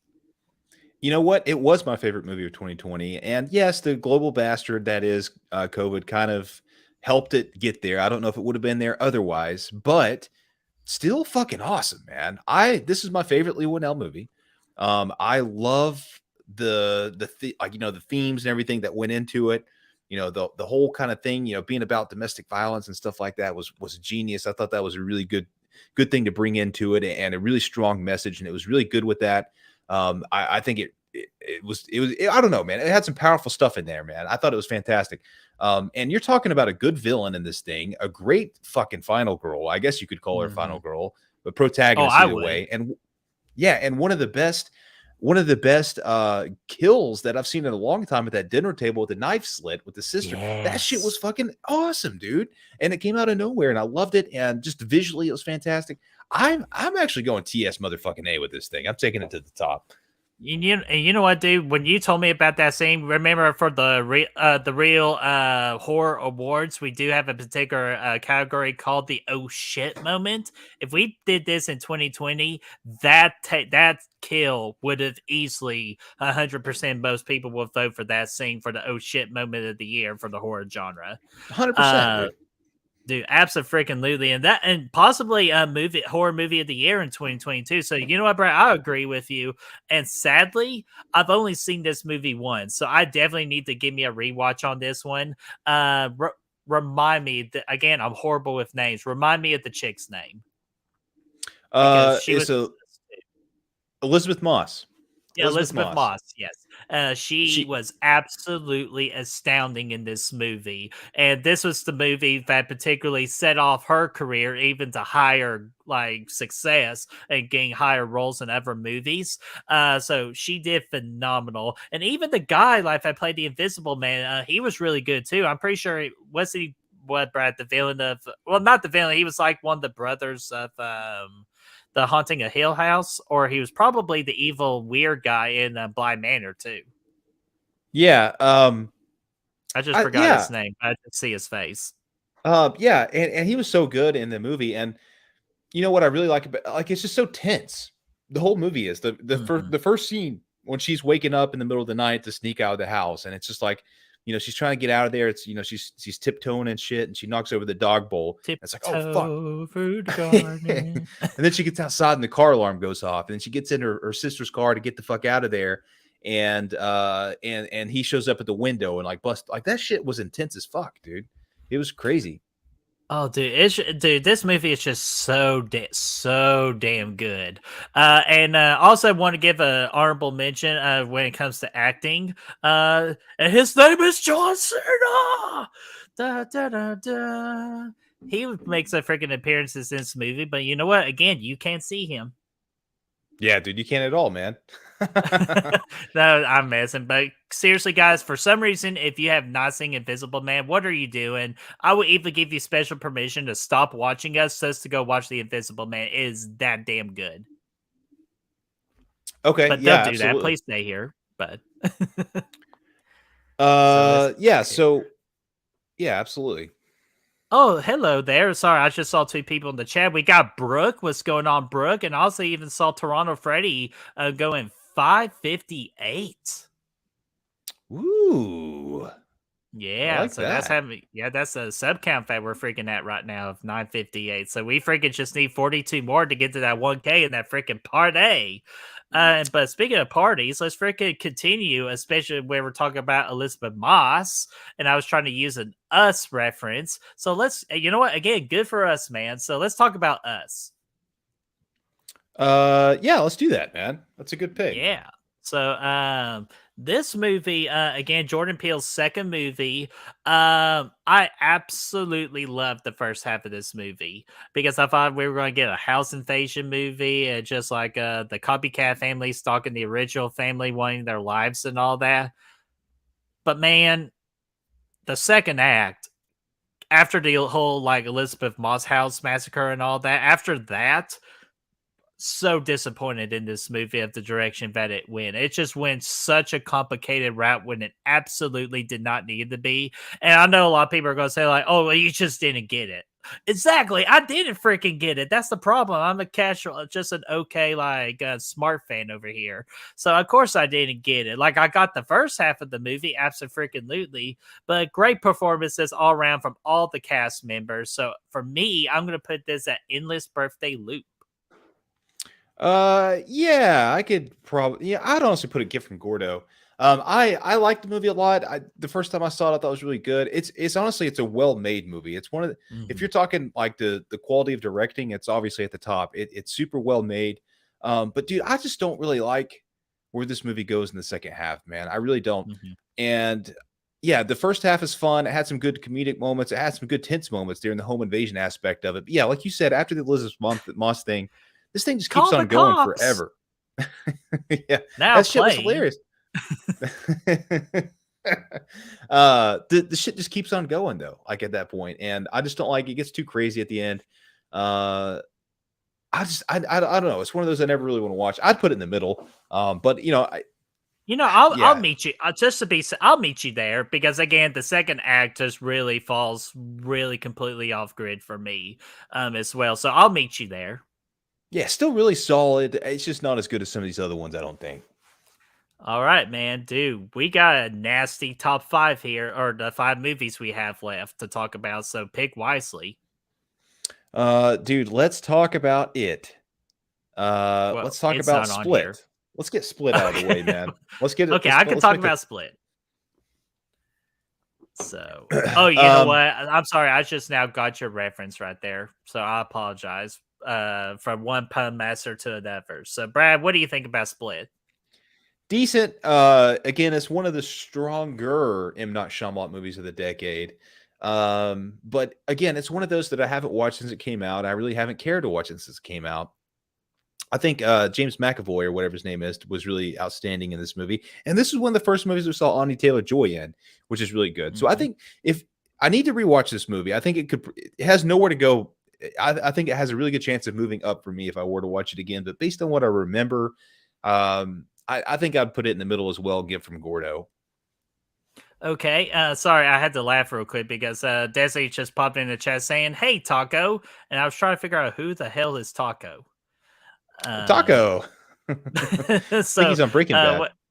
Oh, hey, there you go. So, hey, Destiny, how are you doing? And yeah, let us know because I know she saw Megan. That's where she was at. So, let us know in the chat. Should we go see Megan? So let's see here. Split. And you're putting this at Gordo.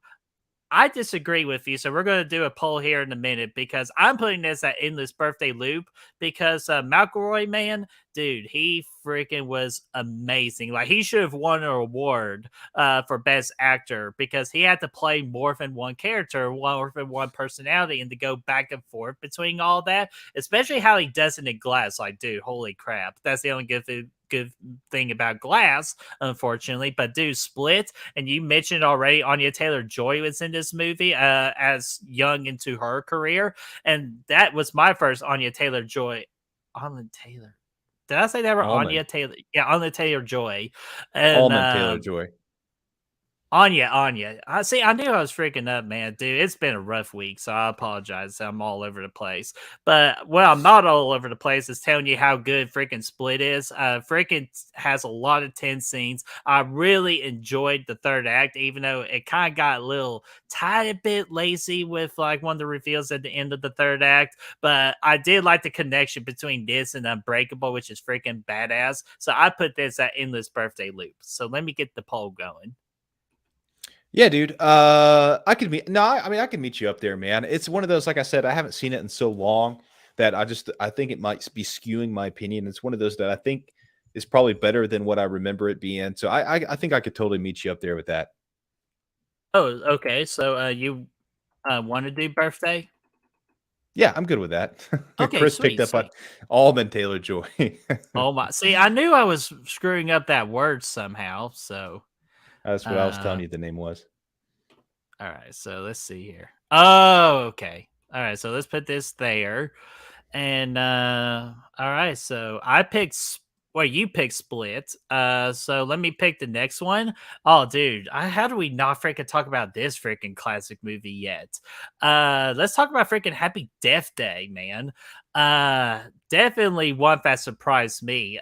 Definitely but one of the most unique approaches to the concept of Groundhog Day, which reliving the same day over and over again. And plus, freaking Tree, the character Tree is such an underrated protagonism in the horror genre. Just like to see her character arc like develops throughout the entirety of the movie, of going from like this really can't stand her bitch all the way to the character you really truly care about because she saw the error of her ways. Just such a fun movie. This movie exactly knew what it wanted it to be, and it just freaking goes for it. And plus, just seeing a unique killer like with the freaking baby mask is just so damn unusual too. So for me, it's still not perfect. I'm going with Endless Birthday Loop again. I agree with you on that. I think it's the character Tree was really enjoyable. I really liked her, and some of the other characters were fun too. I just think this is such a fun premise. Just seeing all the kills. I think if it was rated R and you had some real brutal kills over and over again, I think it could move up a little bit. But even at PG-13, it's super entertaining. You still do have good kills. And I like the idea, the kind of the whodunit storyline as well, that they have in this thing, trying to guess who the killer is throughout. A couple red herrings pop up and things like that. I think it's just a lot of fun, man. So yeah, I totally would put this in at Endless Birthday Loop, right where it belongs. And I think for the most part, all of the tier names have actually matched up pretty well. Except, Gordo Except made for it Gordo. up. So. Yeah, so that's where I would put that as well. Well, except for the last one being Into the Further, because we love the Insidious movies. But you know what? Again, it is what it is. But so let's see here. I'm next here. Man, I don't want to take away one movie in particular from you. Let's go ahead and finish off the Halloween franchise. Once you say, let's talk about freaking Halloween Ends, man. Let's do it, and let's put it at TS. Actually, you know what? I'm sorry. I take that back because I feel like that'll be our most controversial one we will go with. And I say we always got in on a controversial note. So let me switch that to the Black Phone. Okay. So I'm going to go ahead and tell you the Black Phone is TS motherfucking A. Scott Derrickson, freaking welcome back after coming back after making Sinister, which we'll talk about Sinister here in a minute. But dude, the Black Phone is so damn good, and Ethan Hawke finally getting an opportunity to play a villain, which I've been begging for, because I know he's a good protagonist, but I always felt like he could be a better antagonist. And dude, he freaking knocks that shit out of the park with his portrayal of the Grabber, man.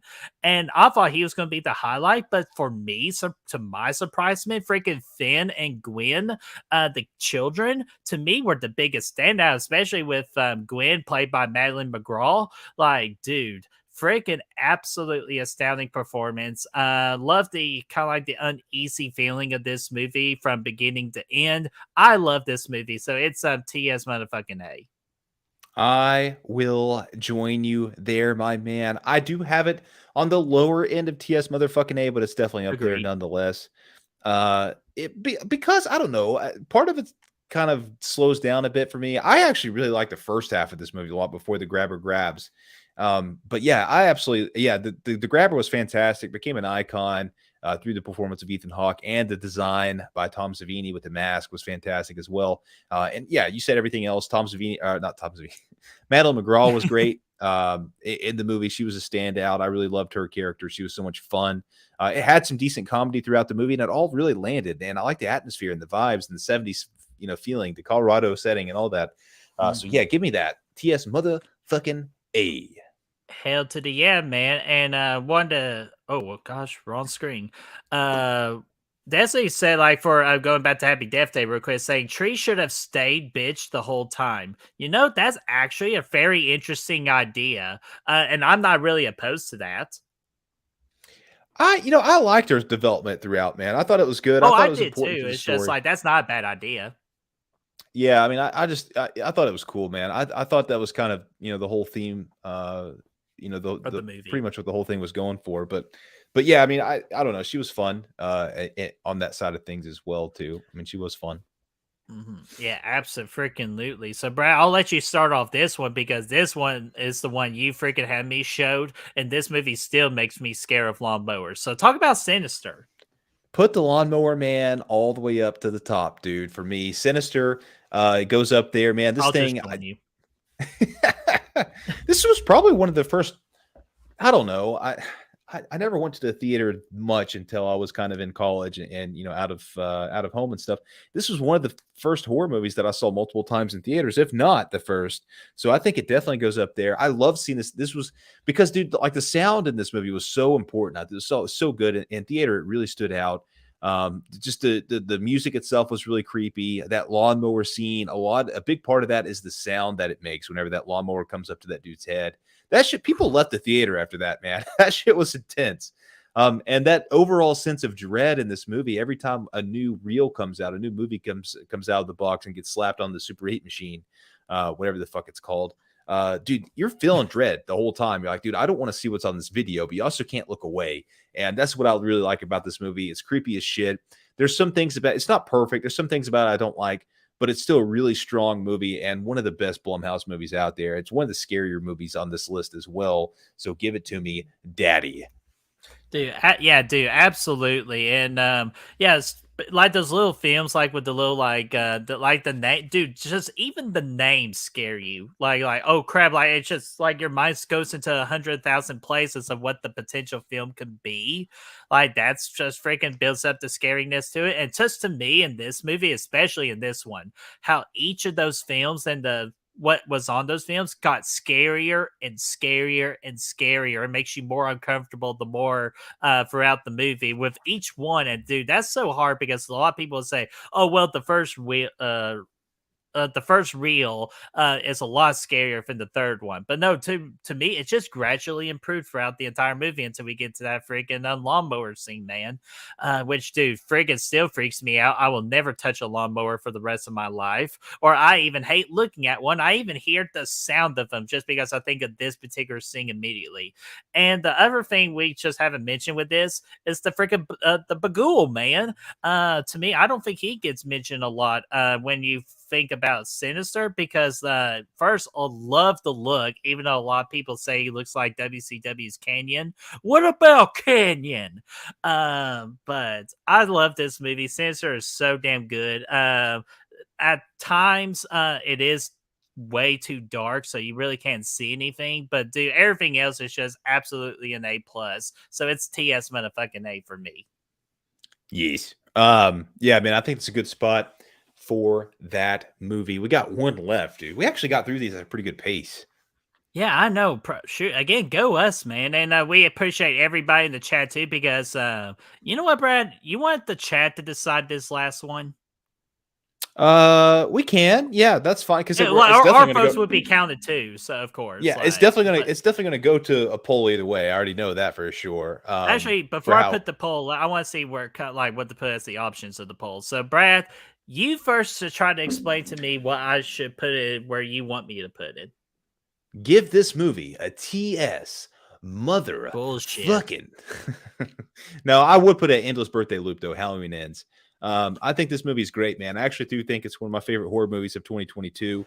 I get the issues people have with it. I understand it's not a great Michael Myers Halloween movie, but I still think it has plenty of Halloween atmosphere to it. I think it's got a lot of Halloween vibes to it. I think it's as much a Halloween movie as Halloween 3 was. Um, Maybe more so than that. So I really dug it for that. And yeah, man, I like the eeriness to it. I think this movie has some of the best atmosphere of this trilogy. When you talk about that junkyard scene, that shit was great. The score that pops up there was fantastic. I love it. I love the character development in this movie. The way the characters are first and foremost as far as the importance of making this movie run. So I enjoy that. I like the fact that we get a new character for the first time, a new protagonist, I should say, for the first time since what, freaking Halloween Resurrection. So yeah, give me that all day long. I'll take it. I love it. And yeah, dude, yeah, man. Endless birthday loop.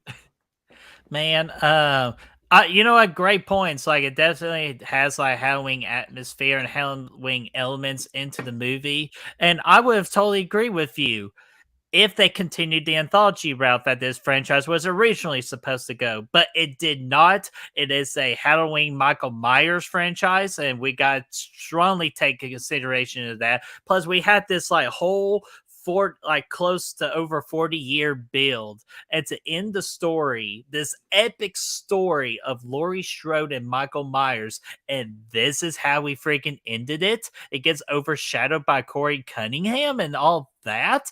Like, what in the actual hell is that all about? I will give you all the credit in the world that Corey Cunningham, like the story of Corey Cunningham, absolutely fantastic. That's why, again, that's why I wish we kind of did this anthology route, because that whole Corey Cunningham storyline would have absolutely fit, and it would absolutely make sense, and it would definitely be possibly a better anthology story than freaking Michael Myers himself, possibly. Again, I don't know, because we're not on that anthology route. So for me, and taking all that to strongly consideration, I was going to go Party at Moss, but just to make this a pole fighting ordeal, I'm going to do a gift from Gordo, because I will say Corey Cunningham's story alone is worthy enough of a gift from Gordo. Let me tell you something you didn't already know, brother. This.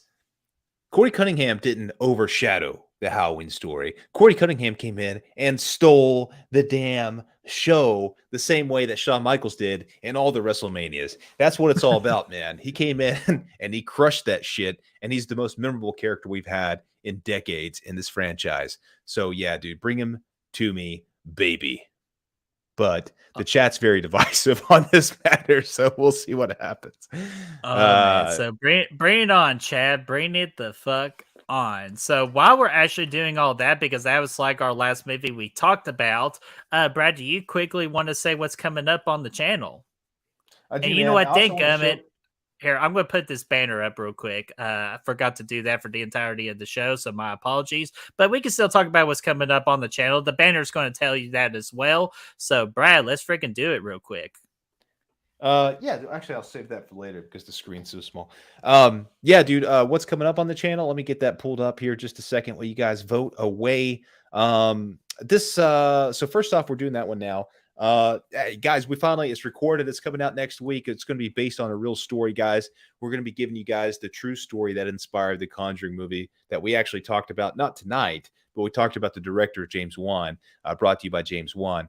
So yeah, man, that's going to be fun. We had a fun time talking this in this episode, so you guys are going to enjoy that, I think. The Slash It Out's official on the poll from the Patreon show, Brady. Yes, is that the final? It's official. Okay. So the Patreon show is it's going to be the next Slash It Out. It's going to be no, it's not The Shining versus Doctor Sleep. It's oh my god, what the fuck did I do? It's Child's Play 2 versus Annabelle 2, Annabelle Creation. So that's one that I think Kyle suggested, one of our patrons, and it was voted on by everybody and picked. And that's actually a sequel to his last Slash It Out that he picked for his last perk. So that's going to be really cool. And he Plus, will in probably kind of a way, Chucky Duck kind of looks like a freaking crazy freaking Jack Torrance, and while Annabelle from Doctor Sleep over there kind of looks like Rose the Hat. You could say that. I mean, yeah, totally. Absolutely. And it looks like, dude, hey, Scream Warriors, man. I'm sorry. Actually, this week you guys are doing Back from the Dead, right? Well, no, not this coming Sunday, but it'll be the next Sunday. We begin our 2023 season of Back from the Dead with the January show, and you can see some movies right there. We will have plenty to talk about, so be sure to stay tuned for that on January the 15th at noon Eastern time. And the one that we're going to do this coming Sunday on, if I can remember the date real quick, that's January the 8th. We're still working on the thumbnail for that real quick, and we'll try to get that out and that whole link created. That is a live Q&A where we're kind of reviewing what's coming up on the channel for the year 2023, some of the ideas we have for it. And we even want to hear from you guys what you all want to see from us from the year of 2023. Or if you have any questions you want to ask from us, we will be available for 2 hours on Sunday at 5 o'clock Eastern time. Yeah, man, it's gonna be a lot of fun. Just kind of a chill hangout. We're gonna have fun with that one. Of course, January the 20th, man, we're kicking off the Scream Warriors, man. It's gonna be an epic collage of freaking horror peeps, man. We're gonna be talking the most anticipated horror movies of 2023, and it's just gonna be a nice conversation, man. Not necessarily a ranking. We're just gonna have an open forum, just talking about all these movies coming out this year, what we're excited about, what we're not. The Nun 2 will most definitely not be what we're excited about. That movie can fuck the write-off. But Megan, dude, I can show you the numbers for Annabelle Creation, and that builds my argument that the Nun 2 can follow suit. No, Nun can fuck off. And then, of course, the most exciting thing we've done in such a long time, and Brady, again, is the mastermind behind it all, the Real Horror Awards. That's going to be coming January the 26th at 8 p.m. It's going to be awesome, man. Thanks to you guys and all the freaking ballots you guys have filled out. Of course, reminder, that link is in our chat, our description, everything for you guys to fill that out if you haven't already. And our socials. And our socials. That will be closing at midnight tonight. So make sure you share it out to all your friends. We want to get as many responses as possible. We have almost 150 so far. So it's going to be an awesome reward show. Absolutely. And yeah, Chris is a producer for the Scream Warriors, and I know he's getting ready to do a lot of good work to make that show as good as it can be. So we're looking forward to seeing what Chris gets to do with his producer role. So freaking can't wait for that. And I think I broke the chat because a lot of people are starting to unsubscribe now, or even make a cat. I made this show for you, damn it, and you're saying I got to start my own show now? I will say it might be entertaining, but I'm just kidding. Oh man, but man, we love you guys. So all right, Brad, you ready for me to see what the poll gives us? Let's see it, man. Let's see it. Out of 7 votes, to my surprisement, Brad, Endless B-Day Loop. Freaking bringing Rohan Campbell a big victory here today, man. That is awesome. Dude, we almost filled up that tier, dude. I'm actually surprised. A lot of people, now, granted, there's a lot of shitty-ass Blumhouse movies we did not put on this list, guys. But overall, man, these are solid. These are all solid-ass flicks, man, for the most part. Yeah, and I'll just tell you guys, the list that I got to freaking read that Brad sent me over, they were like 86 Blumhouse movies. So just to even decide 28 was already a difficult task of its own. Plus, we did want to be here over 2 hours too, just like for like just make sure everybody has a time to do what they want during the night, like freaking party style, man. So let me go over these, and then we'll do our shtick and get you on out of here. TS motherfucking A is Creep, Halloween 2018, Get Out, Insidious, The Invisible Man, The Black Phone, and Sinister. Endless Birthday Loop is Freaky, Paranormal Activity, The Gift, Oculus, Hush, Upgrade, Insidious 3, The Visit, Split, Happy Death Day, and Halloween Ends. And then middle of the road, a gift from Gordo goes to the Belko Experiment, Unfriended, Halloween Kills, Ouija Origins of Evil, and Us. And then Party at Malls is going to be Ma, The Purge, and The Lords of Salem. And then the worst of the worst is Black Christmas 2019 and Truth or Dare. Yeah, dude, I think that's a good list, man. I think it's a lot of fun, man. Maybe one day, I'm not saying for sure, but maybe one day we will put the rest of the Blumhouse list on this tier list and finish it off one of these days. Who knows? Who knows what can Part happen? 2. I like it, man. Part 2. So let me check the comments real quick. If they will freaking excuse me, get on Let me out show of you here. something, Bert. When you're looking at that, man, I meant to pull this up at the beginning of the show. I thought the people do might it. appreciate it, man. Look at this thing, man. Friday. It's hard to see because the reflection, man. But that's Friday the 13th, part 7, man. With this freaking epic freaking thing. Oh yeah, The new dude. blood. Yeah, I remember you showed me that, and I thought it was just so freaking badass. Especially it's part 7.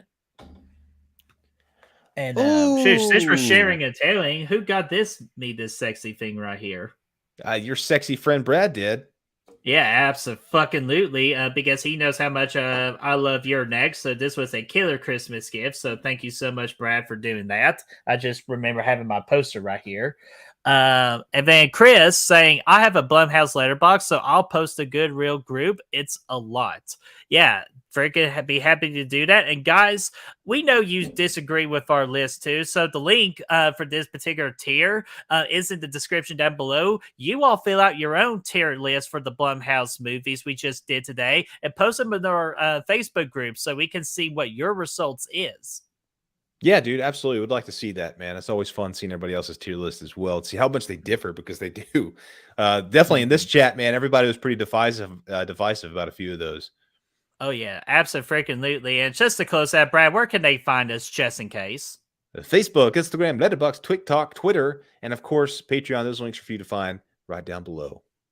Absolutely. So with that, guys, thank you for an incredible night of tearing it up. Definitely one of our best tearing it up shows yet, in my opinion. I thought we did spectacular, and you all were a big help. So we appreciate you voting. And until then, we will see you Sunday at 5:00 for the live Q&A. So good night, everybody. Peace out. Be safe. Yeah, please be safe.